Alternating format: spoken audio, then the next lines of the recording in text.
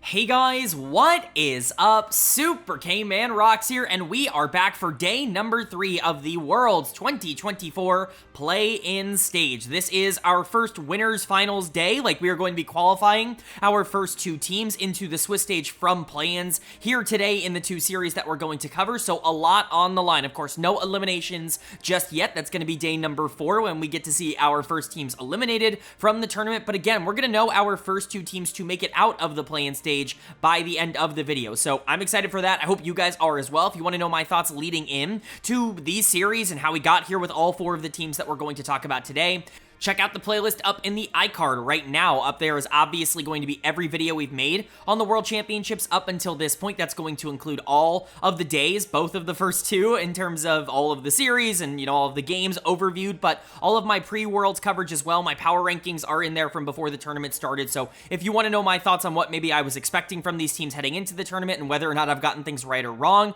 you can definitely check that out. It's definitely been, I would say, mostly spot on. Obviously, there are a couple of things that have not gone the way that I anticipated, but not a lot of them have been entirely surprising. I think I actually did a pretty good job this year, so check that out if you're interested. But of course, today we are going to be spending a lot of time going over both of these series to find out who those first 2 teams to qualify for Swiss are. So without further ado, let's get right into it. If you are new here, what we are going to do is go game by game in both of the series, talking about the advantages and the disadvantages that each team was able to generate. I'll be giving a player of the game and a dud of the game for each individual game, and at the end of each series, I will be giving a player of the series to tie everything into a nice, neat little bow. We will be talking about the bracket at the end of this. We're going to know kind of how the last matchups are going to be looking, not entirely because, obviously we've got tomorrow's games to play before we figure out what happens on day number 5, but we definitely have a much clearer idea of the direction that the play-ins are heading, and of course we're going to know basically everything by the time that we get to the end of tomorrow. But of course, as per usual, we will mostly spend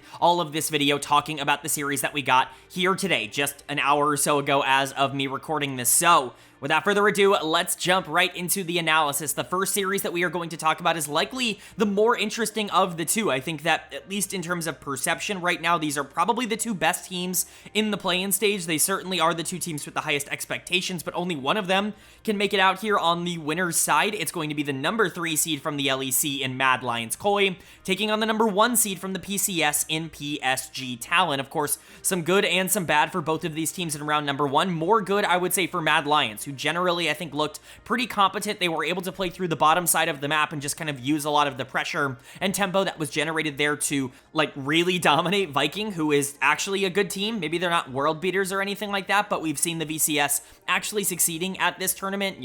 GAM winning in round number 1, and Viking was really not a bad team in the VCS at all, and Mad made very quick work of them. Supa and Alvaro looked phenomenal in that first series. Alvaro ended up getting player of the series for me, but Supa was kind of the primary damage carry, and I've said it for a while, if both of them are stepping up and playing well, which has actually happened for quite a bit of this year, that's when Mad actually gets to beat a lot of different teams. Supa and Alvaro's ceiling as a duo is incredibly high. At the LEC level, there were times where I think their best was the best in the entire region, and I think people clown on them and people clown on Supa because he came out and said that he was the best AD carry in Europe, and he was better than Deft, and the only AD carry he thought was better than him was Viper, and obviously a lot of that is just confidence and cockiness and trying to prop yourself up, but there is some reality to the idea that he is one of, if not the most talented AD carry in Europe, especially as a domestic player. When you don't look at any of the imports, he is definitely in the conversation for mechanically being there. He just hasn't had the consistency, but he had a great round number 1, and I think if he can have a great round number 2, that's probably going to just completely define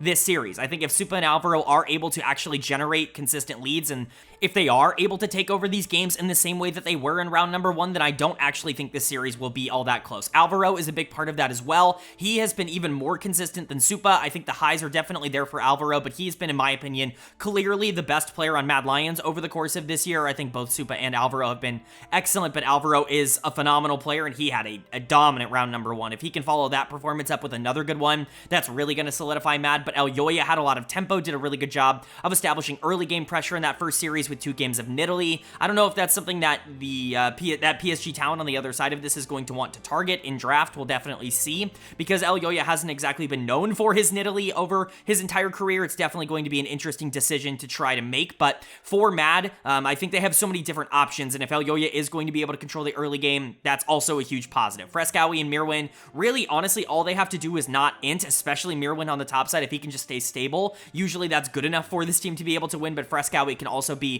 a bit inconsistent. Overall, I think Mad has what it takes to be the better team. They certainly were in round number 1, but PSG on paper should be better. What we saw from them in the PCS is better than what we saw from Mad in the LEC, and I understand it's different levels of competition, but PSG's tape is genuinely phenomenal, and I understand that there are some concerns with how things went down against Pain in round number 1, and I definitely echo those concerns, but once they figured out where they wanted to land in terms of their drafts, they got significantly better in terms of their execution. Players like Maple were actually really good in round number 1. I thought Woody was very good in round number 1. Aji had a couple of really good games in round number 1, and so there are pieces of this team that I think looked good, and you would expect players like Junjia, who did kind of struggle in round number 1 that first series, to play better as the tournament goes along. You're just not expecting Junjia to have those bad games over and over again. I said it in that video, but Junjia had the worst game maybe I've ever seen him play in game number 1 against Pain in their loss, and obviously he bounced back and was okay in games 2 and 3, but he's going to have to be more consistent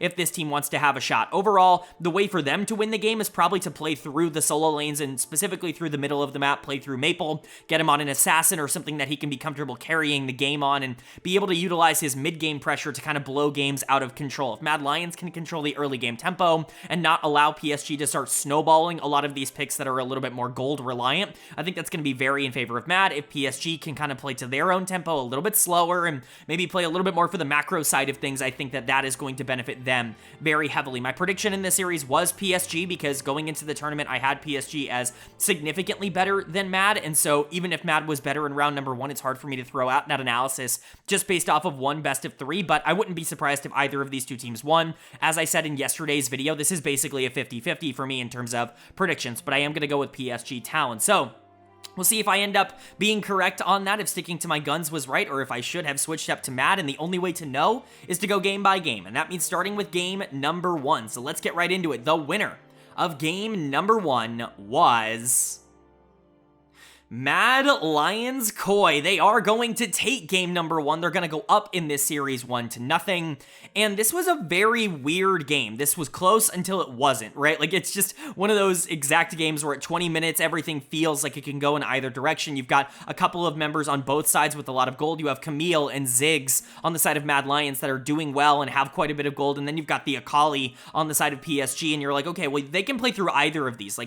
Realistically, anybody could win this game from this point, and then one fight just completely blows the game open. Supa gets really fed. Alvaro has some phenomenal engages. Mirwin is unstoppable in side lanes for the rest of the game, and that gold lead just balloons until the game ends up being over. I want to give a lot of credit to Mad for going for something a bit different in terms of their draft. I think a lot of people were surprised by the Renekton mid. I don't think anybody who has watched a lot of Mad Lions should be surprised by this. This is very on brand for them. Fresskowy is the exact kind of mid laner that would pick up something like Renekton in a meta like this, especially going into something like Akali. If you were expecting, an assassin answer to, a whatever, or an assassin blind pick in the mid lane, with Maple being so successful on it in round number 1, I think Renekton does very well into that matchup, and Fresskowy has definitely not been scared to pull out some of these bruiser top laners in the mid lane. I think generally this wasn't all that weird of a draft. It was just well executed, and Mad, I think, plays these kinds of comps to perfection. But player of the game, pretty easily for me, is going to go to Alvaro in the support position on the Rel. Jat has said it best every single time he's casted these games. The worst part part of Alvaro's gameplay so far is that he's not contributing to the Rel death fund because everybody put Rel as their death choice in the pick'ems. And so,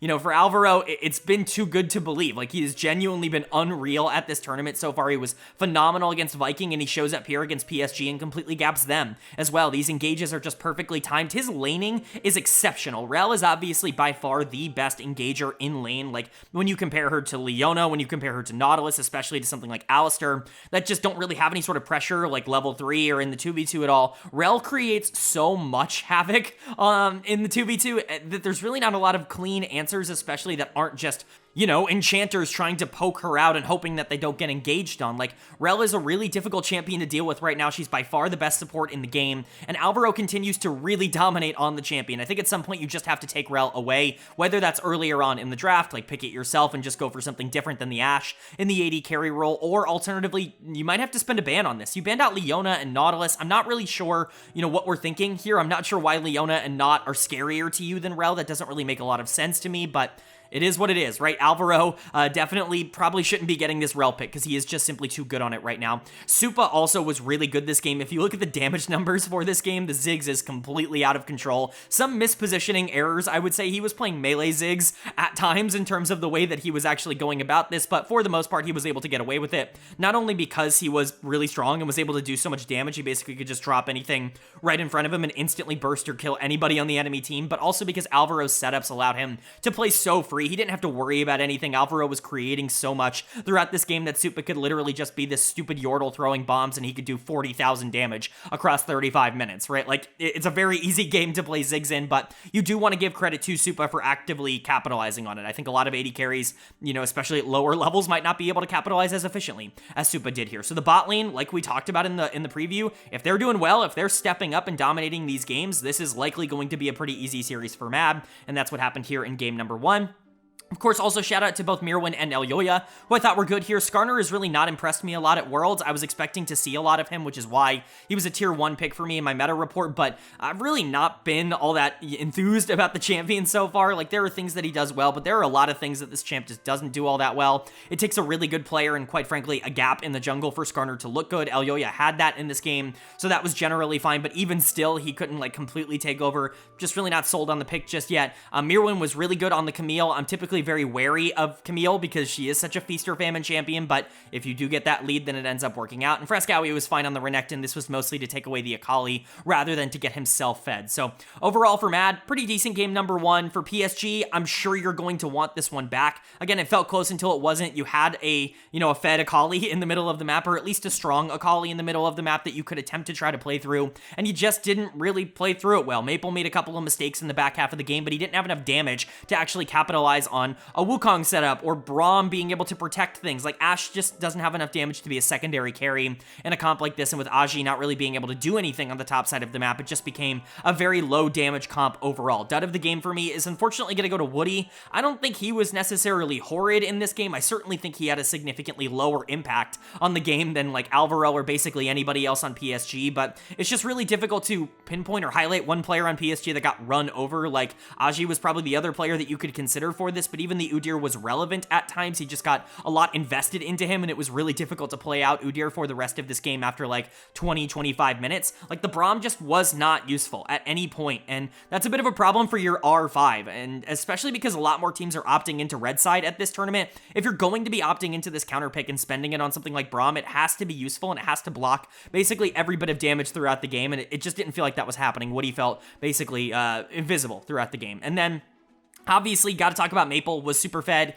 ended up giving a lot of that gold over just because he didn't have the damage to be able to kill anybody off in the late game. This is the problem with Akali. I really hate blind pick Akali. I've been talking a lot about this in terms of the mid lane meta. I think Assassins are actually in a really good spot, and I'm really glad that players are starting to adapt and bring them back into the meta. I just don't know if blind picking Akali and then getting, Renekton is really ideal, right? Like, you need to make sure you're in a matchup where you at the very least can be aggressive in the middle of the game. Renekton just shuts all of that off because it just matches every play and just point and click stuns you. So, you know, if you're into Syndra, if you're into Yone, like, it's a lot more understandable in terms of the meta. Even Orianna, something like that, it's a lot more understandable, but just blind picking Akali, I think, was very punished here. And Junjia also just needs to get more consistent. There's like 1 or 2 plays every single game that he just makes that are completely incomprehensible. I have no idea what's going on. He's never played like this before. This wasn't on tape in the PCS. It wasn't on tape in the LPL. It's not been on tape in years before.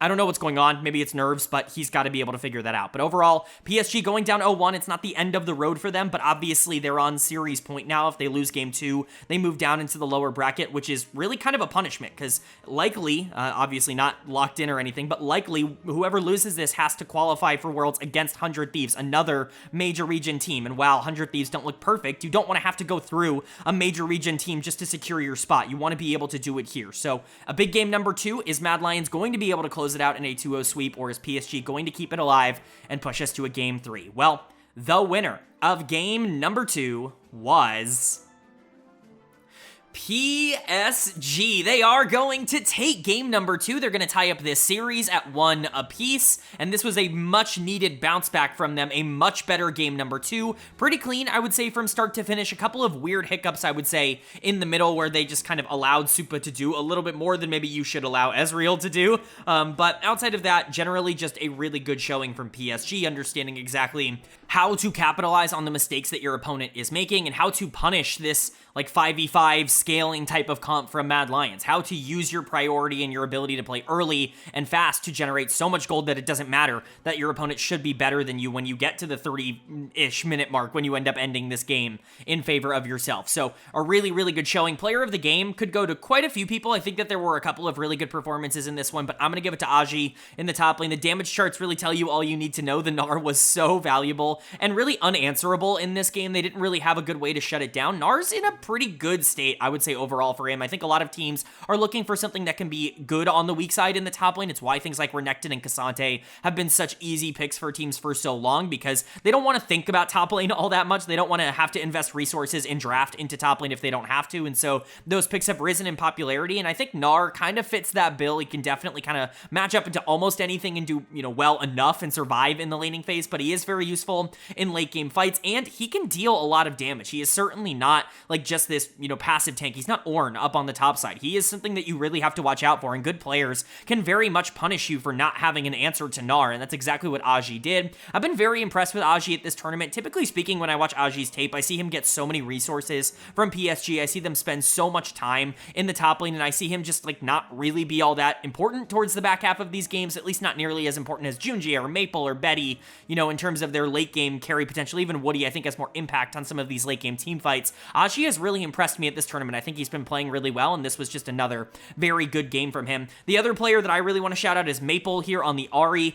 Maple, when he has something that he can be active on, that actually has agency or mobility or the ability to create their own action, that's where he is at his best. You know, as good as he is on control mages, I do think at heart he is a control mage player. Ahri, Akali, like a LeBlanc, a lot of these champions, they just feel a lot more natural for the way that he wants to approach the game, where he can kind of be his own go button, if you will. And we saw multiple times throughout this game him just hiding in bushes, hiding around corners, waiting to find his own picks. And a couple of times it was really valuable for him to be able to pick those up, whether they're on Alvaro, multiple of them were on Alvaro, or Frescowy, whoever it ended up being. Maple was actually very valuable on Ahri, and I think Ahri's in a really good spot in the meta. We're going to get to Syndra on the other side of this, but I think I'm not willing to like say anything yet. It's such a small sample size, but I think I'm kind of being proven correct when it comes to Syndra, where this champion can do things, but she's not this ridiculous pick that everybody just proclaimed that she would be. Like, she's playable for sure, but man, like, we are definitely seeing the downsides of Syndra in a lot of these games as well, and I think Ahri very much was a punish in this game.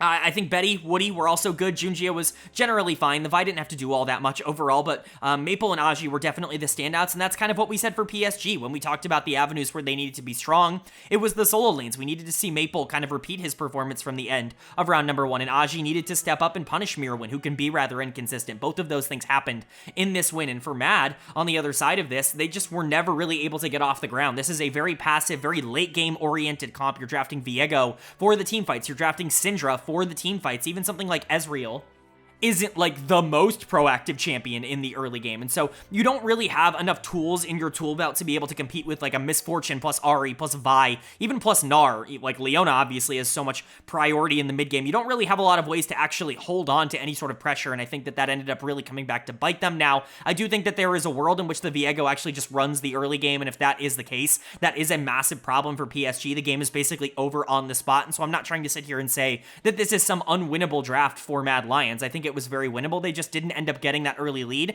and therefore they ended up losing the game, and it is what it is. But Fresskowy is going to get my debt of the game. Like I said a bit earlier, I'm just not sold on Syndra. I know I'm a bit biased because I said in my meta report video that I just don't think Syndra is going to be nearly as good as a lot of these in-houses would make you believe, but going into the tournament, or a lot of influencers would make you believe going into the tournament. And, you know, maybe I am biased in terms of what I'm going to say here, and if you want to disregard it because of that, that's totally fine. But from what I've seen, Syndra's not very good. Like, she's okay, she's fine. As a control mage, she does damage. She can absolutely blow people up in the back half of games, but like, she doesn't really offer any consistent utility. Her laning phase isn't particularly special, and she doesn't really give you priority in the middle of the map in the same way that a lot of the other popular picks over the past couple of months have been able to do. Like, I don't really see the hype on Syndra outside of being a really safe blind pick. Like, you can fit Syndra into any comp. I think B1, that's a great place to draft Syndra, but like, drafting Syndra later on in a draft when you can go for something a bit more aggressive, when you understand what the enemy team is going to be playing a bit more, I just don't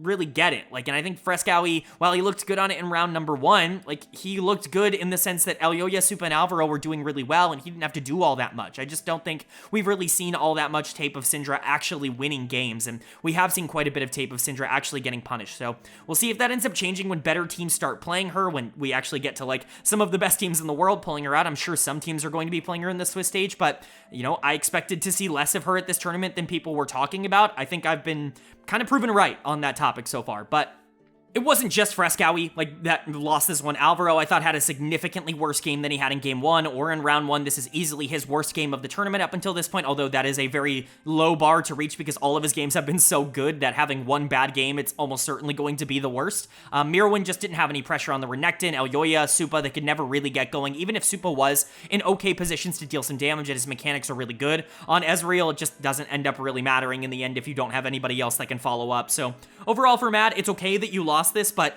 now it's series point for both of you. It's a game number 3. The winner moves on to the Swiss stage. The loser goes down into the lower bracket to take on the winner of 100 Thieves and the SoftBank Hawks. You do not want to lose this one. This could be one of the most consequential games of the entire play-in stage. So who is going to be able to take it? Well, the winner of game number 3 was Mad Lions Koi. They are going to take game number 3. They are going to take this series 2-1, and they will be the first team out of the play-in stage to officially qualify for the Swiss stage at the World Championships. Mad Lions no longer. Mad Lions Koi have been activated. They are able to kind of get their play-in monkey off their back. The only major region team to ever lose in the play-ins is able to be the first team to end up qualifying out of them in 2024, and they earned it. This was a fantastic final game of the series for them. They just outplayed PSG for basically the entirety of this. They were definitely better, and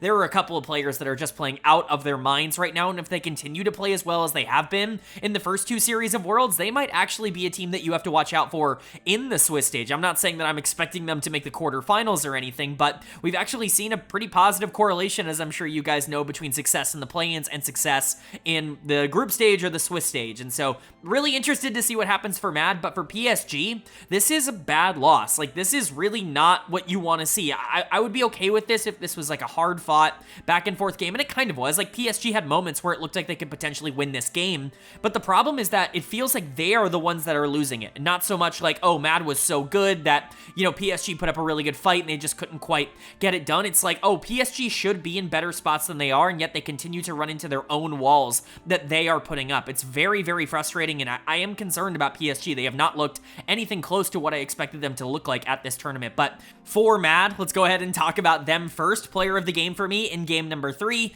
is going to go to Supa. And generally, I think we'll talk about Alvaro in a second because Supa's not player of the series. Alvaro is going to be getting my player of the series, but we'll talk about that in a second. Generally, this bot lane has just been so ridiculously good at this tournament so far. It's everything that I could have hoped to have seen from these two. I've gotten, quite frankly, so much flack over the course of this year in my LEC analysis for being so high on Supa and Alvaro, specifically Supa, and I gotta be honest, it feels very gratifying to watch them perform so well at the World Championships, for them to be a big reason why this team is here in the first place, and then obviously for them to be so good once they get here to go up against a team like PSG that a lot of people had a lot of faith in, to go up against a bot lane in Viking Esports that obviously I had a lot of faith in as well, and for them to just straight up be better in both of those matchups by a lot, for Supa to be outplaying everybody on his Ezreal, for him to be predicting, flashes over the wall, or I guess dashes over the wall, and, for him to be able to maximize his damage in these fights because the enemy team has to build full MR to deal with Vex plus Aurora. Like,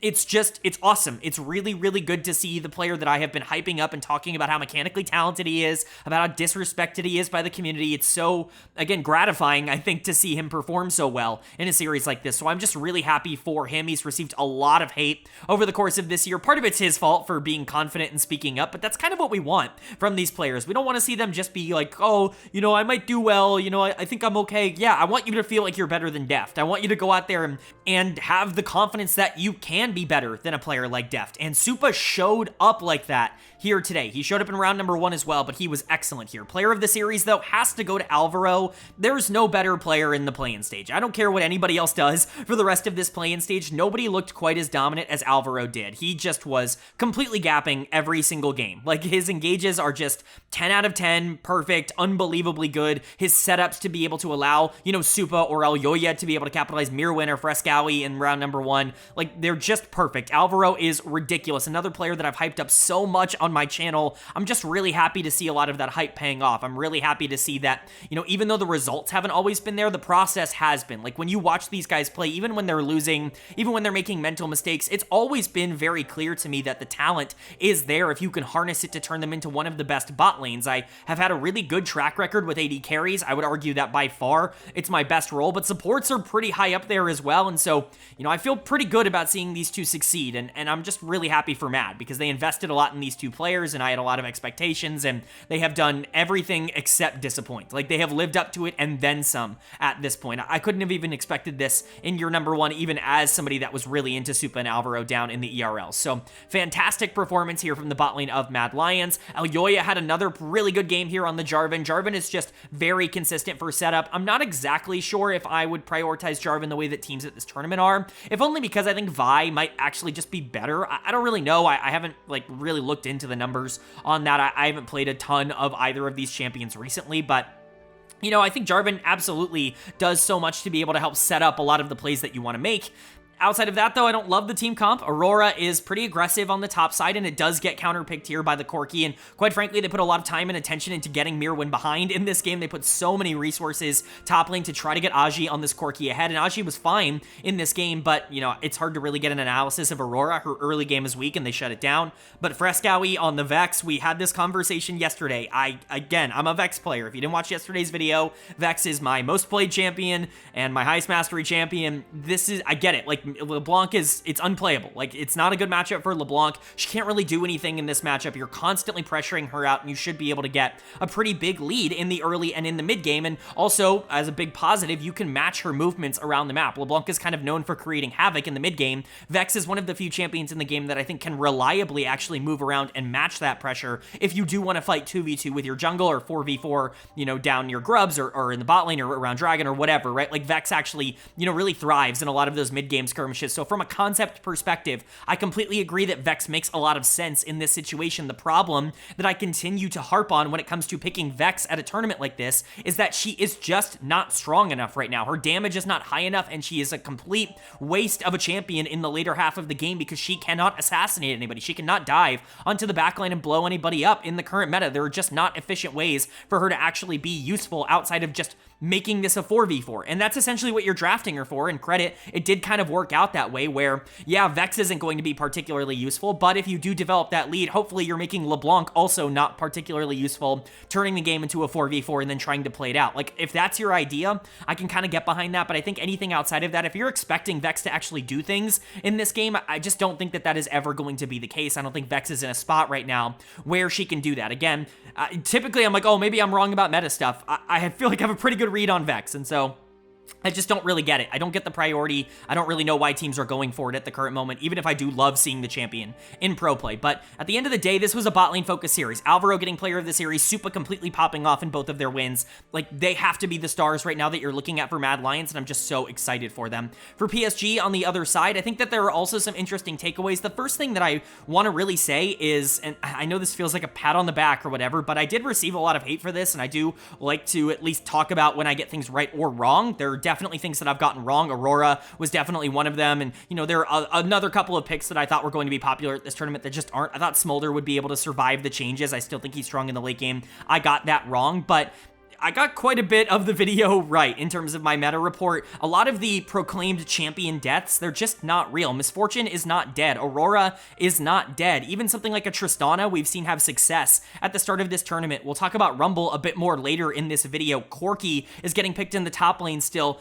The reports of all of these champions' deaths have been greatly exaggerated. Like, every single year we go through this same conversation where we go, oh, big patch came out before Worlds, or even small patch came out before Worlds. What champions got buffed? What champions got nerfed? The meta's going to shift because we have all this time in between the end of the playoffs and the start of Worlds, and so people really look into patch notes more than they do in the regular season. This is not... It has never been like a complete overhaul in terms of patches going into Worlds. And typically speaking, we actually see it change more in play-ins than we do in the main stage. I'm expecting this to kind of be the wacky, wonky meta where we're still getting Misfortune and Corki, and we're still getting Aurora, and we're still getting things like Tristana. Like, this is just kind of what I think you can anticipate, and I'm glad that I stuck to my guns and said that these teams are going to value consistency more. Maybe you can criticize PSG for doing that a little bit too much and valuing what got them to the dance a little bit too heavily, but again, I don't think there are problems where they're draft in this game. I think that they had options, they just didn't execute, and we'll get to that now. Junji is dud of the game, and man, I don't know what's going on with him. He is a player that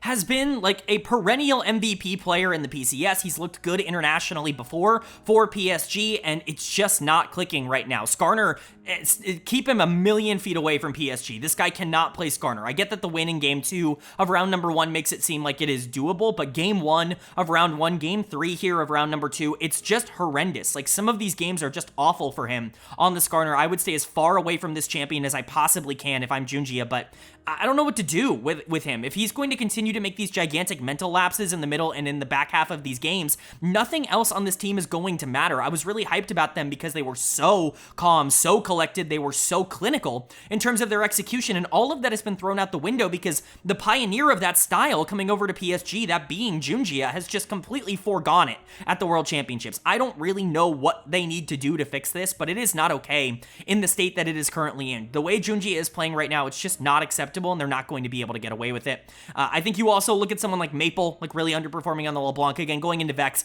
it's basically an impossible matchup, especially in the early game, to be able to play out. I'm not blaming him entirely, but Aji was given a ton of resources at the beginning of this game and yet was late to the pivotal fight at the end that ended up really hurting PSG. Betty and Woody I thought were generally fine. Misfortune is still very valuable and very useful, can actually punish a lot of these quote-unquote safe laning phases of early game AD carries as it has throughout the entirety of the year. Even with the Bloodthirster changes, she's still going to be very strong, but just not enough setup to be able to actually make use of the MF, who's not a hyper carry, not a champion that can 1v9 even at her absolute best. And so for PSG, you just gotta fix this, man. Like, this is not the PSG that we expected to see coming into the tournament. Something is broken, and you have to be able to repair it. And right now it's Junjia, but, you know, who knows? Maybe this is emblematic of a bigger problem. It just feels like their decision-making is just completely fallen off a cliff, and if they don't fix it, they could be in danger, because again, they're not on the easy side of the bracket here. They're likely going to have to play a major region team to be able to get into the main stage. But for Mad, congratulations to them. They have earned it. They have earned their ability to move up into the main stage. Supa and Alvaro looked phenomenal. El Yoya, I thought, had a pretty good stage. I didn't even talk about him not buying items. I'm sure somebody has already commented, why didn't you bring it up? It was funny, but ultimately not consequential because PSG didn't end up actually abusing it.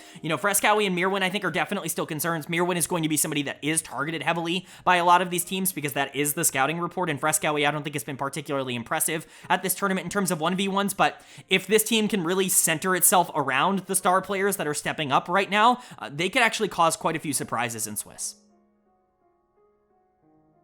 But now moving on to our second series here of day number 3, and while this one wasn't quite as eye-catching in terms of the names involved, there still is a lot of intrigue between these two teams. It's, of course, a matchup between the number 1 seed from the VCS in GAM Esports and the number 1 seed from the LLA in Movistar R7. This is intriguing on paper for a multitude of reasons. First off, one of these teams is guaranteed to make the Swiss stage. No matter what, whoever wins here today is going to make the Swiss stage alongside Mad Lions, which is already big for both of these organizations. R7 just picked up their first ever World's Best of win yesterday.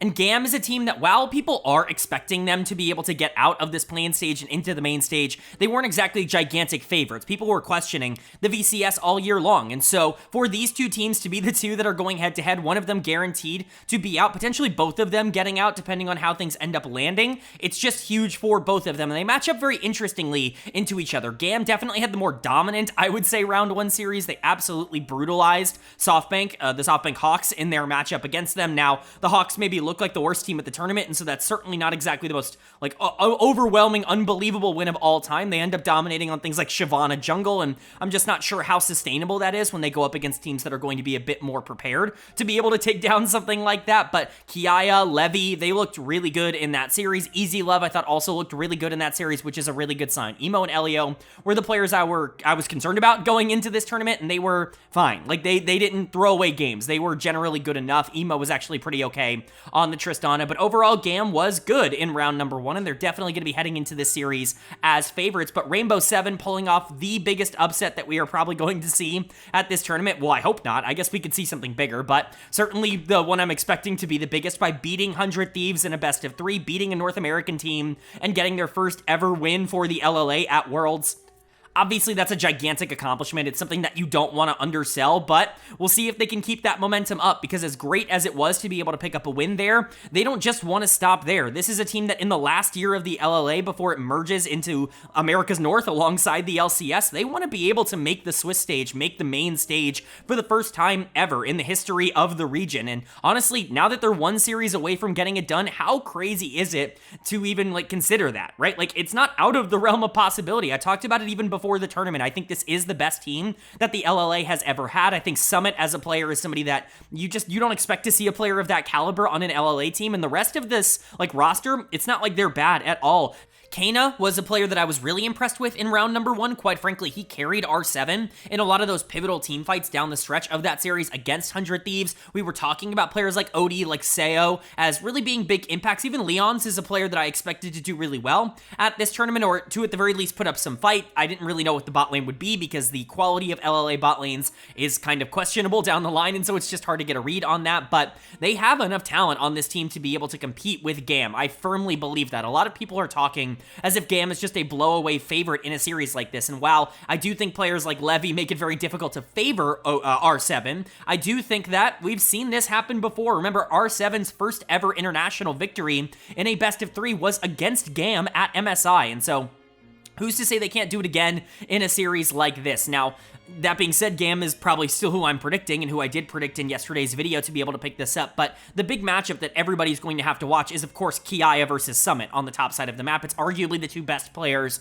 on both of these teams. I would say pretty inarguably at times. Kiaya is just a monster on GAM. He has been. I've been singing his praises for 2.5 years on this channel. I've said multiple times that if he went to the LCS or to the LEC, that he would be a top 1 or a top 2 top laner basically instantly. That's how good this guy is. He could survive and succeed in the LCK and the LPL. He has that kind of talent, but he has been a huge asset to GAM. And then Summit on the other side of this, he has been the big addition, kind of the big name for R7. I think whoever ends up getting the better end of this top lane deal is likely going to be coming out on top in this series. But Levy, if he can get really ahead, that's huge. If Kaney could get really ahead, that's also really huge. So a lot of different options here for both of these teams. I think that there is, I'm not going to say it's a 50-50, it's not a 50-50 shot for both of them to win, but there is the potential for either of them to walk out of here with a victory. I don't think this is a blow away, if GAM don't win this, then they are completely disappointing. I think at this point you have to start taking R7 seriously. And so, is R7 going to prove me right in that regard, or is GAM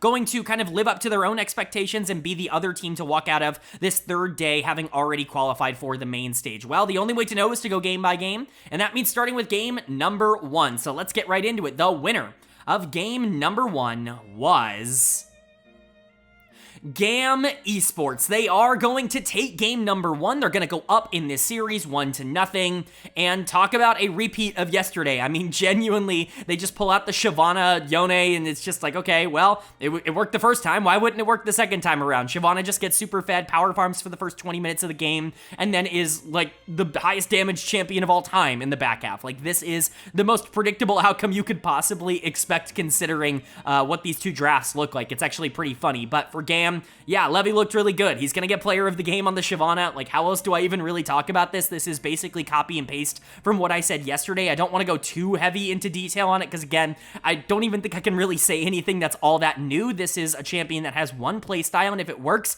you're gonna dominate the game, and if it doesn't work, then you're gonna look pretty horrible. If you can free farm for the first 15, 18, 20 minutes of the game, get, 2-3 items onto Shyvana, then by the end of the game, you press E once and you've blown up every single backline member for half their health, and you get to do it again in 8 seconds. Like, Shyvana is very predictable in terms of her game plan, but it's very difficult to stop if you do end up hitting those breakpoints. And obviously, Levy's a very smart jungler. He understands where he needs to be at any given time. And going into something like Wukong, that, while yes, does have tempo in the early game, and Wukong's certainly somebody that can, pressure lanes and actively create a lot of these, I guess, bad situations for Shyvana if he really wants to do that. He's not exactly known for his early game tempo, and you drafted things like Syndra alongside it, and so you're not necessarily going to get punished nearly as hard for having a lack of early game here. Shyvana can get to that break point where she just becomes the highest damage champion in the entire game, and then eventually Levy can take over. It's, again, a really good idea. The only concern is that it's drafted so early in draft that potentially you could go in a different direction, but this guy's been so good at this champion, it's probably going to draw another ban just like it did yesterday.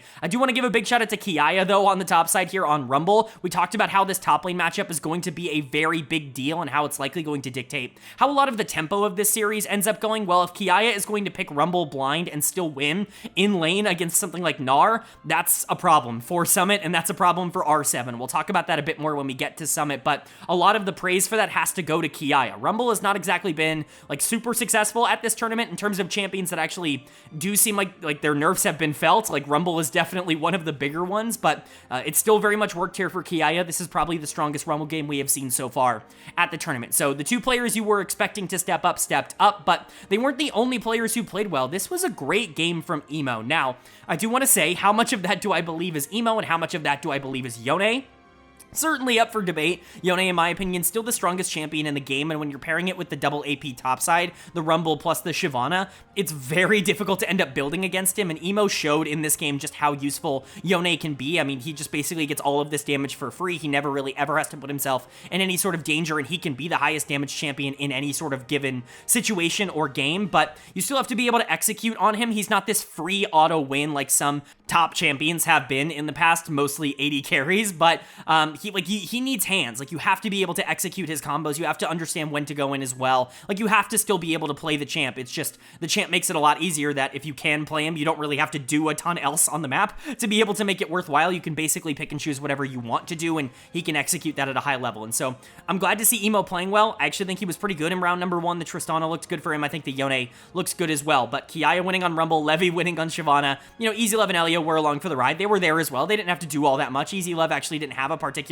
good game, in my opinion. I think he misplayed a couple of pretty crucial situations, but the top side of the map was so strong that nothing else really ended up mattering in this one. For R7 on the other side, though, they were entirely reliant on this Syndra being able to carry them the game. Kaney was really good, and he has been really good at this tournament. It honestly reminds me of Mireyu before Kaney actually came in to replace him on this team, where they just run so much of their offense through the middle of the map, and they want to, draft these control mages and just try to, play for these 5v5 team fights to allow their star player, quote unquote, to excel in the mid lane. It's definitely a bit different, though. It's funny because Syndra loses yet another game, and yet I consider this probably to be the best Syndra game of the tournament up until this point, if only because this was the first time where I was like, oh, Syndra is like very useful. You can blow up a target on the backline, and they don't really have any sort of response to that. Like, GAM in their comp, they don't have any way to punish like an overextended Syndra if she blows up a Misfortune, or if she blows up a Yone earlier on, or a Rumble, something like that in a fight. So this was the game where I actually started to understand Syndra a bit, but it did take Kaney actually like being super fed in the early to mid game.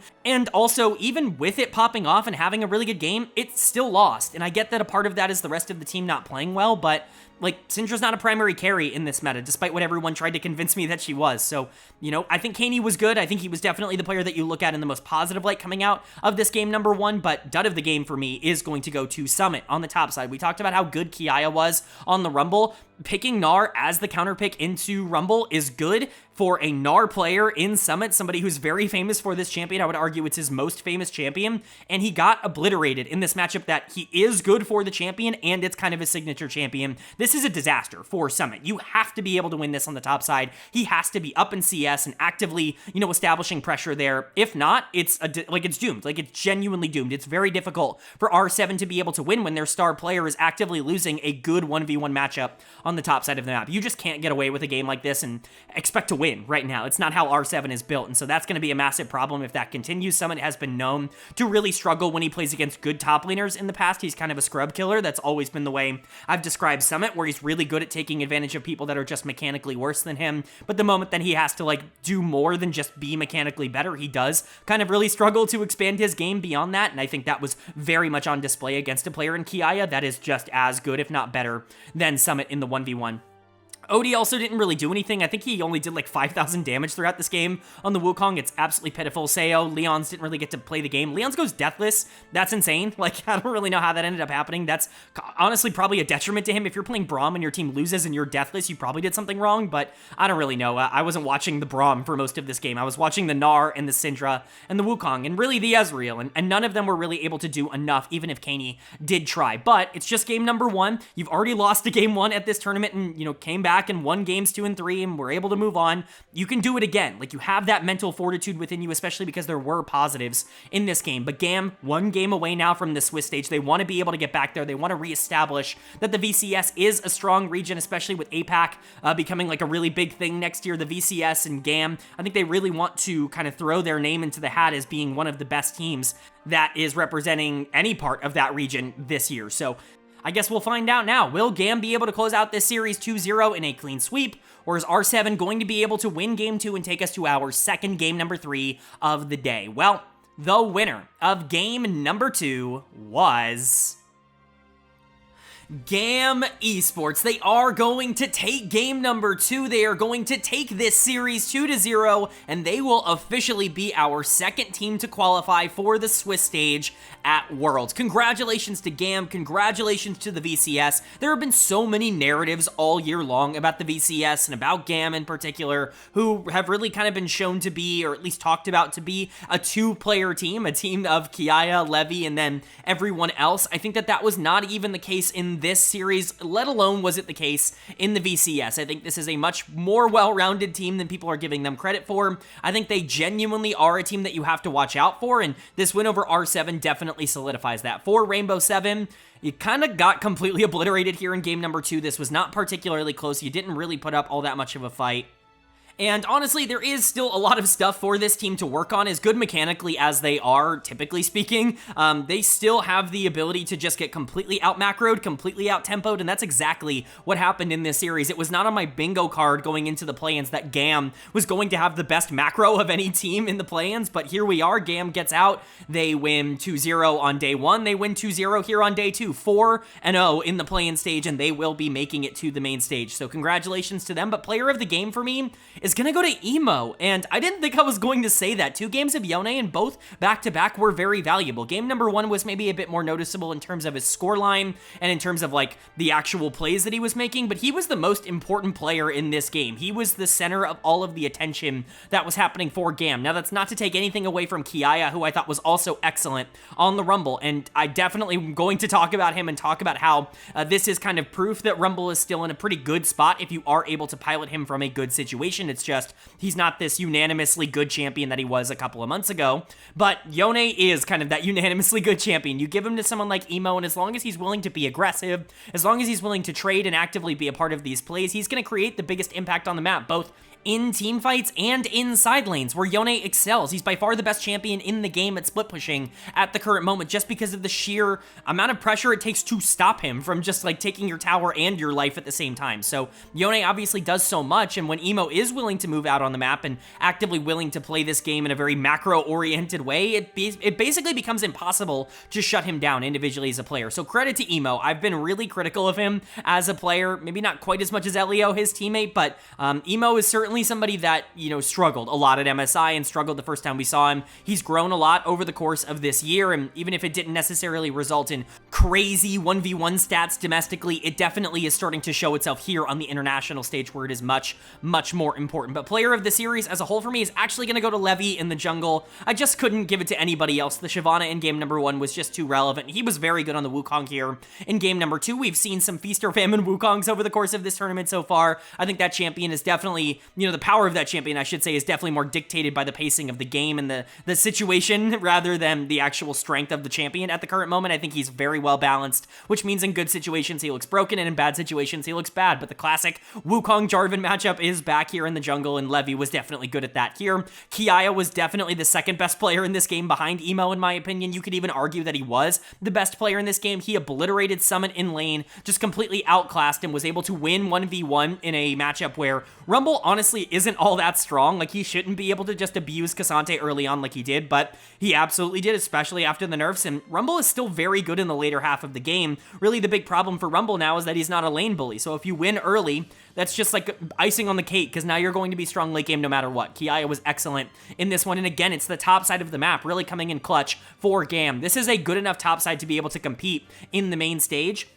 We'll see if that ends up being enough, because bot lane was fine in this one. Easy Love actually still made quite a few mistakes in this game. I like Easy Love. I was hyping him up before the tournament. I thought his tape was a lot better than I was anticipating, but this was not a great showcase of that. I think this was actually weaker than his series against the SoftBank Hawks. You know, just something to consider. I don't think it was horrible or awful or bad or anything like that, but it wasn't great. He was definitely kind of the weakest player on his team and really the only one making any sort of mistakes, but at that point, I'm just like trying to find flaws to point out. GAM was exceptional in this. They only died once in the entire game. This was slow and steady and methodical and clinical, and if you would have said that about the number 1 seed from the VCS even just a couple of days ago, I would have laughed at you, but yet here we are. For R7 on the other side, though, definitely a frustrating loss. I don't think that this is all that unexpected. Like, obviously they were going into this as underdogs, but I thought they would put up a better fight than this. This was just not close under any circumstance. Nobody played well from R7 in this game. Dud of the game should go to all 5 members. Like, there is nobody that I can just point to and be like, you were individually worse than the next. If you want to give it to Summit in the top lane, he's a player that I really understand getting this, but I'm going to give it to Kaney in the mid lane. Again, I like Kaney. I think he's been the most important player for R7 so far at this tournament in particular, but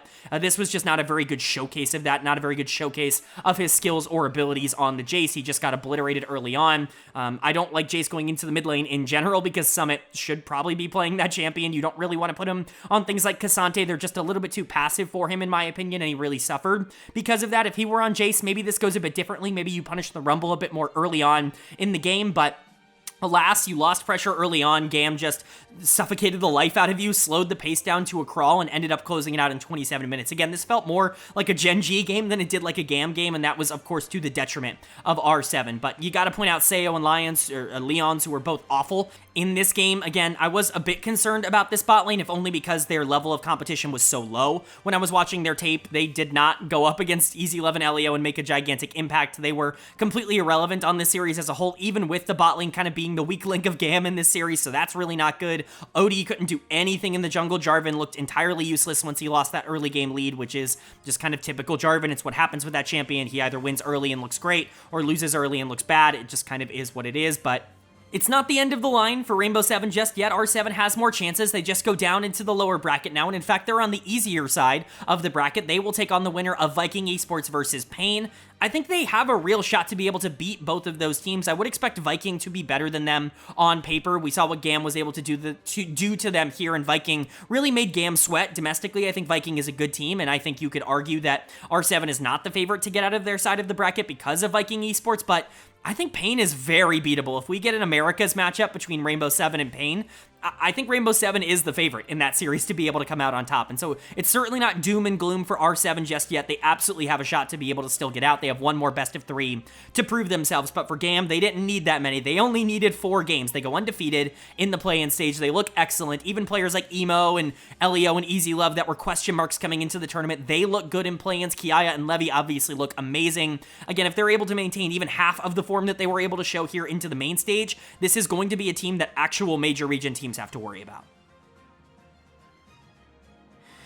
All right, but that is going to do it for my Worlds Play-ins Day number 3 overview and analysis video. Up on the screen, of course, the updated bracket. Our first 2 teams have officially advanced into the main stage. Mad Lions, Koi, and GAM Esports picking up wins today means that they are half of the teams that are going to be going out from the play-ins and going up through. So very excited for them. That doesn't mean the losers are out. As you can see, we've only got the right side of the bracket remaining. The losers bracket is all that is left. We've got Viking Esports, Pain Gaming, SoftBank Hawks, and 100 Thieves playing tomorrow. Those the winners of those series will go on to face their respective counterparts on the other side of the bracket here. Of course, Viking and Pain will be playing to take on Movistar, and the Hawks and 100 Thieves will be playing to take on PSG. As you guys know from yesterday's video, I've already previewed these series. I think Viking and 100 Thieves should be the 2 teams that end up moving on, but, you know, I guess anything can really happen at Worlds. I think if the SoftBank Hawks win, that would be the biggest upset, but if Pain wins, maybe Viking just wasn't as good as I thought they were. I think that is entirely believable, but I would love to know your thoughts and opinions on what you're expecting from these series down in the comment section below. And of course, I would love to know your thoughts and opinions on the series that we talked about today as well. Let me know if you agree or disagree with some of my analysis, and that's going to do it. If you enjoyed the video, leave a like. It really does mean a lot to me. It lets me know you guys are enjoying the content, and it does help get this video out to a lot more people, which I'm always very appreciative of. If you're new here, hit the subscribe button. We, of course, are going to cover every single day of the World Championships. Play-ins are wrapping up very soon at the end of the weekend, but the main Swiss stage, the main stage, starts next week, and so if you want content covering everything that you need to know about the World Championships, this is the place for it. Hit subscribe and hit that bell. We'll also be doing, of course, some off-season content after the tournament is over as per usual. But with all that being said, I hope you all are having a great day. I hope you continue to have a great day. And I will see you all later.